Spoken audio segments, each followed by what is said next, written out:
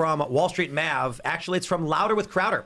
Nick Sorter says the Trump admin has ordered ICE not to arrest, quote, non-criminal illegals.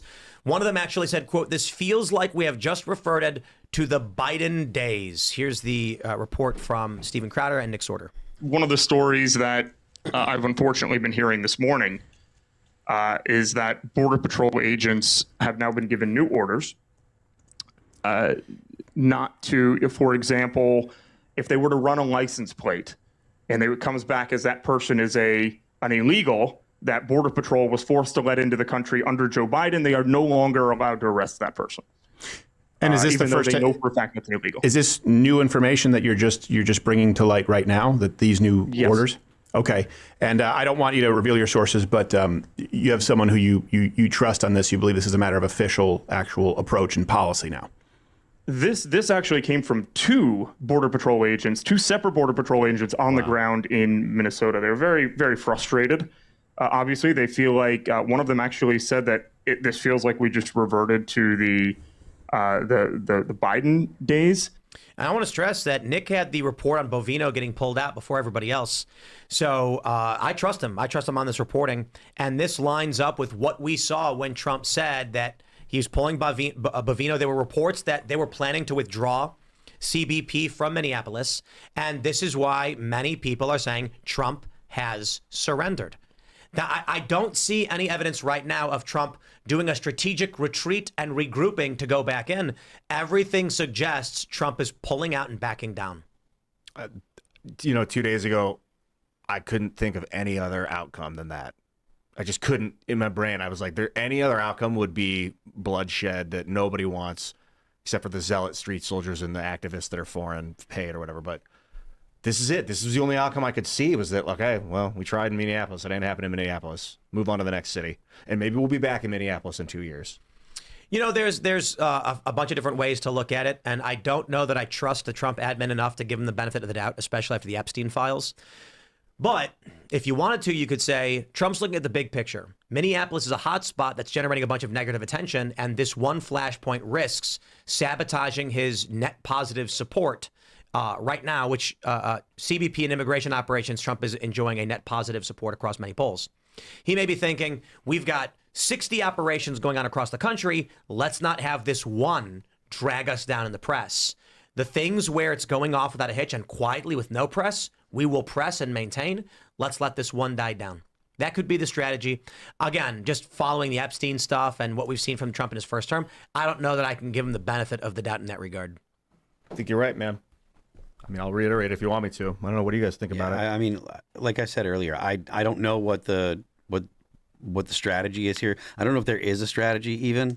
I think that, like, one of the things that I guess that I have a problem with Donald Trump about is a lot of times he just kind of is wishy-washy depending on the polls and stuff. And if he's getting polls that are saying that he's, his favorability is going down too much because of this, he'll pull out. He'll back. He's not. I mean, look, he had that nickname Taco. Trump always chickens out, and I hope that this isn't the case. I mean, I want to see a lot more deportations, and particularly in Minnesota, where the government is clearly involved with preventing ICE from carrying out their job. They got to do something about this, because if the federal government can't actually execute the law, then other states are going to follow. I suppose if I had to make sorry, go ahead. No, I just think the taco thing is overplayed. I think a lot of times what you see when people start screaming taco is that he has negotiated to the position that he wanted. He just negotiates differently than, say, Obama, who's like, let me make all of these concessions before I come to the table. Fair enough, but if the position that he wanted was just to get some of them out, then... Well, with Greenland, for example, I think he got what he wanted. Fair. He got the land and he got control without having to do very much or outlay much cash other than building bases. But this is one of his signature policies. Like, deportations is one of the things that he ran on. It's one of the reasons people, voted for him. Sure. No, I'm with you. And I think that we do need to deport, the criminal illegal immigrants who are here. I think we need to deport a lot of the people who came in over the past 4 years. I think that's really big.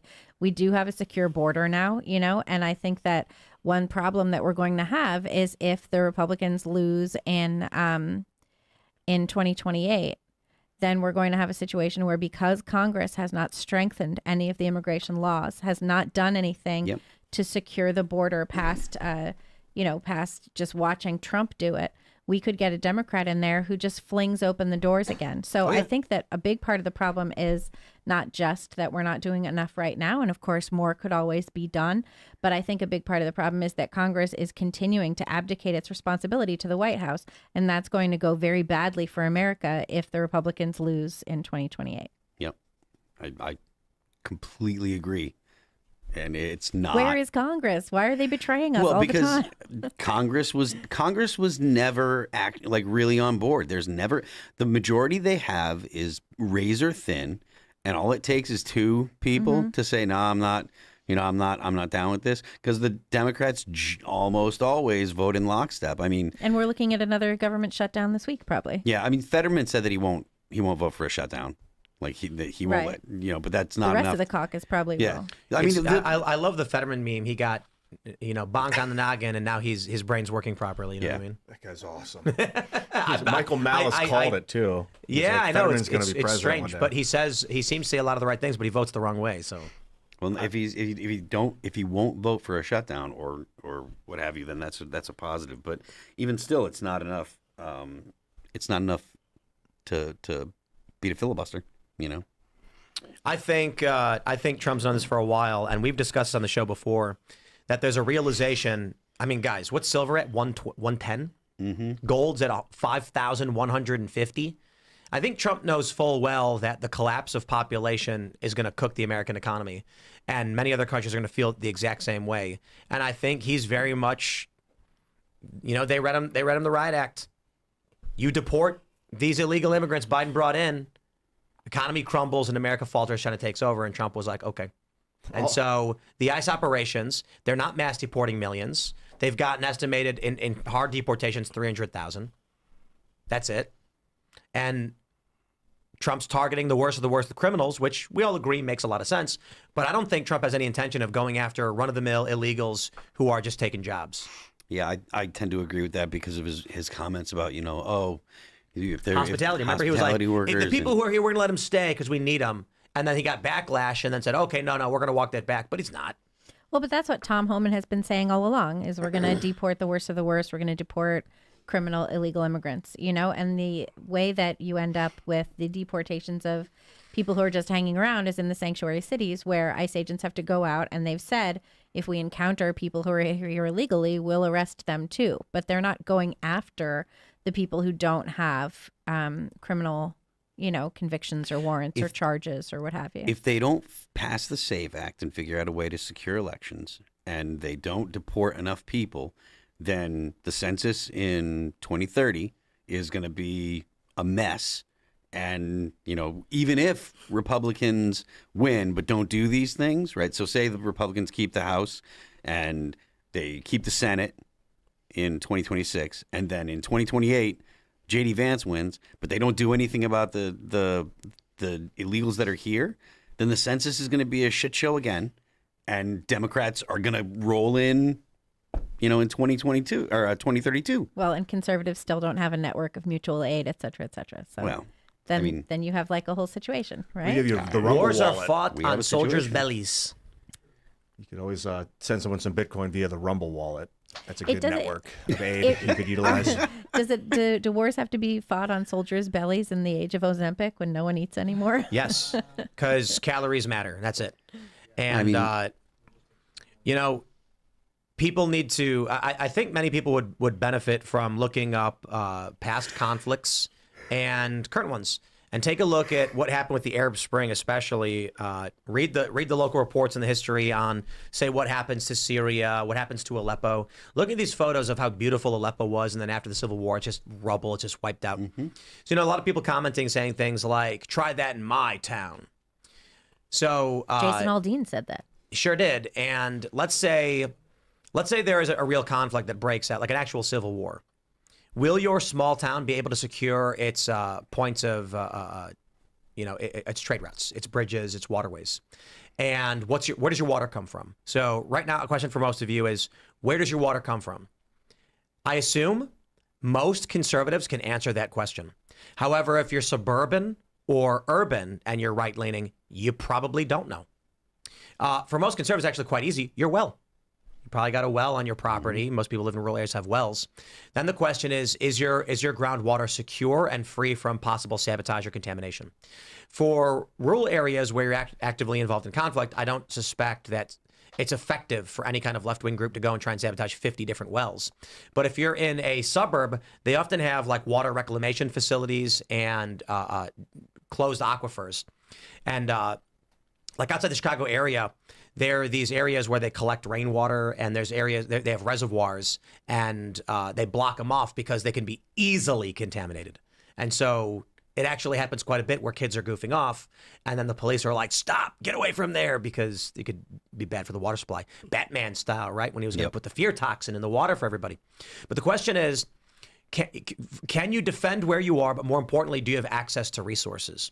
The benefit for conservatives is that they tend to have animals in rural areas. You're going to have animals, you're going to have access to your own water, be more self-sufficient, but you're further away from everybody. So it's easier to get isolated by a small group of insurgents. And I just think, take a look at those considerations, especially in suburbs. A lot of suburbs tend to be, somewhat right-leaning or at least a little bit more conservative, but still dependent on city infrastructure, which can be easily sabotaged. Mm-hmm. I mean, look, there are a lot of people on the right that are aware of these things that you call them preppers or what have you. But the vulnerabilities, they tend to be more than one person can handle. So you do need to have some kind of network, That's about all I'm going to say about that. So I have a water filter that I carry around with me. It's called what are they called? Cove Pure. No, not that one. It's Life Straw? Life Straw in my backpack at all times. Get a Bro, it's actually really scary to me that people don't know where their water comes from. What's that? People don't know. It's scary to me. Nobody. It's wild because 100 years ago, every single person knew where their water was coming from. Mm-hmm. It's like just the human phenomenon of people not caring until it directly affects them. Like, well, yeah, many things in life are just like whatever. Average person can't even name their mayor probably for their city. I mean, look, seriously, dude. I'll say this: like, there's a lot of people that when COVID went down, people were like running around, like, what am I going to do about this? What am I going to do about that? My life didn't change one bit, right? Like, I went to Walmart and I was like, oh wow, there's no toilet paper. Good thing I got some at home, right? Like. I actually got into a fist fight with an old lady over the last can of beans. Knocked her ass out. I thought you were going to say she got can you. Flew in the air, caught it, and ran. Yeah. No, I'm kidding. We were fine. It's the crazy thing about being in the news 24/7, always, every single day, watching the breaking news. We knew it was going on before it even happened. Mm-hmm. So I was covering the COVID outbreak in China before anyone in the United States even knew it existed. So you probably knew it as early as like November then, right? No. It wasn't. It was like January. It was early January when people were collapsing on the street in viral videos in China. And YouTube actually told us explicitly, you can't talk about this. It's weird. Yeah, that was And then they wild. were like, you're not going to get banned for it, but we'll demonetize any video you make, which is like soft censorship. And I was like, well, I'm not going to ignore this. This is crazy. There was a moment with the right when people that saw that stuff that we were panicking. I was one of them. I was like, yeah, I bought a mask. Yeah. People were sending me masks. And then all of a sudden a month later, they're like, don't wear a mask. And I was like, huh? Yeah. You sent me a box of masks. Then people were saying all these people were dying and stuff, and then you'd sit around, you look at the numbers, you're like, no, this shit makes sense. It's actually not that bad. No, I disagree. I think it actually was substantially worse, and I think the real conspiracies, they downplay the actual death. So you think more people died in America from COVID than in the world? Yeah, in the world. Yeah. Huh. Yeah, watch these videos from people who have, I did a reaction video to one of these on the Tim Pool Show channel. There's the guy who's like, China's supposed to have over 1 billion people. Yet all their city centers are empty, stores are closing, the malls are empty. They're lying about their population. Yep. And I was like, I don't know, or 300 million people died. They were locking them in their houses. Where we're at in West Virginia, we've been there for several years. Since COVID, none of the businesses have recovered. And so the question is, how? How have they not recovered? I mean, at least by now we need food for people. No, they're continually collapsing, and they can't find employees to work jobs. And so there's a bunch of arguments as to why it seems that people are gone. One example I gave is on the 4th of July, I think it was last year, we went to Chicago, and I drove through my neighborhood, and there was nobody. When I was a kid growing up on the south side of Chicago, Every block, you'd walk down the block, look to your left, kids launching fireworks. You'd walk to the next block, fireworks. You go to Vidham Park, they're playing baseball. There's folding chairs everywhere. People are grilling. Everyone's partying. Explosions in the distance. The next day, for July 5th, we'd go walking down every street, picking up all the free fireworks left behind. Last year I went, weeds growing in the baseball fields. Soccer nets put up in the middle of them, so you can't even play baseball anyway. Nobody was playing soccer. And I was asking my buddies, where is everybody? And they're like, nobody goes outside anymore. And I was like, no, hold on. You can't just say they're on the internet, because internet numbers have also gone down post-COVID. During COVID, viewership was high. It has normalized. So we're simultaneously seeing no one going outside, and we're not seeing the internet numbers where you'd expect them to be if people were just inside of the internet. And so there's another element of this is that people didn't have kids. So there are no kids to go outside and play. And I think that a potential component as to why it's not just the U.S. where people are reporting, it seems like towns are empty. And there's a bunch of new ghost towns forming, universities collapsing. I think it may actually be that the initial projections on COVID were true, and they're just not, they don't want people to know. I don't know. You think it's also like a culture change? Like you see these Gen Zers, they don't, they reported today that Twin Peaks filed for Chapter 11. Twin Peaks is like one of these Hooter adjacent restaurants. And like it's filed for Chapter 11 because Gen Zers just don't go out anymore. They don't engage in high risky behavior. They don't drink. They don't smoke. They don't, they're not having sex. We're right? not seeing the online viewership numbers. You don't think there's more content out there? Like, there's more people that are doing this. But we're actually seeing viewership go down for everybody. Aren't we having like a population collapse? This is something Well, Elon people Musk is talking about all the time. So that's Gen Alpha. So the question is, but millennials all the same. So there was this video where it was a Chinese guy talking about China's supposed population of 1.4 billion. Yet all of the major roadways are closed, like are empty. Since COVID, it seems like there's nobody around anymore. And that doesn't make sense for a country that has 1.4 billion. So he said, I think China's lying about their population. And they actually have 500 million. And I'm like, or a lot of people are dead. So you think that COVID just wiped out a ton of I'm people? not saying I know for sure. I'm saying it's an interesting idea. We know that China was running crematoriums nonstop. We had the satellite images, even CNN. This is because I did a big thing breaking this down. CNN reported during COVID, China was running crematoriums 24/7. You could see the smoke rising, and during COVID we had talked about it. And it's not like this was never a big conspiracy that was happening. Again, CNN reported China was running crematoriums 24/7, and it particularly freaky as to why. How do you explain the U.S. population then? What about it? Well, like you're saying that viewership's down here, that would imply that there's less Americans now. Indeed. We're seeing businesses close. Post-COVID, businesses haven't recovered. What I'm saying is anecdotal because I'm in Texas. I didn't see, anecdotally, I know 3 people that died of COVID, personally. Yeah. I caught COVID twice.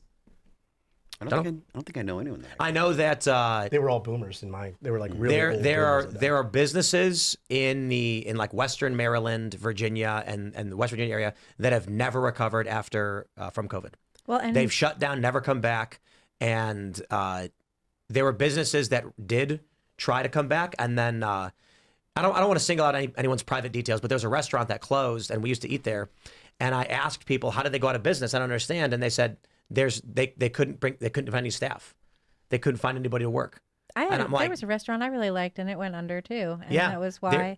And they switched and like you could only get takeout and you couldn't sit down. There's also a super bummer. Friendly stopped doing breakfast. Really? Yeah. But super high, some high-end restaurants in our area announced they were just going under because they couldn't find people to work. In our area, the Walmart stopped being 24/7.